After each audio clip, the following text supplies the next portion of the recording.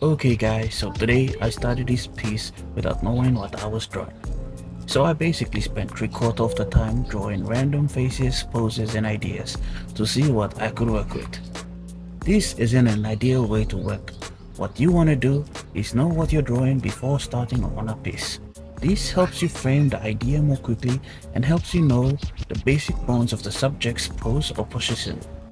This will cut down the time spent looking for inspiration and hasten the idea phase. But sometimes it be like that and you just gotta power through until you find something you like. So I settled on this pixie fairy looking face and immediately knew she had to have floral powers. And I knew her outfit was something flowery. After finding the idea, the execution part is just down to practice and experience. Clearly, I need to practice hands more.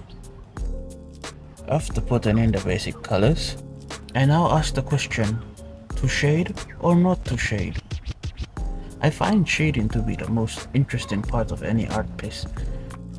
So I add a multiplier layer and make a flat image 3D or 3D-ish.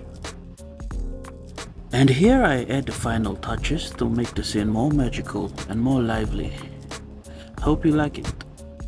Please like and comment on what you think I could have done better. Bye bye!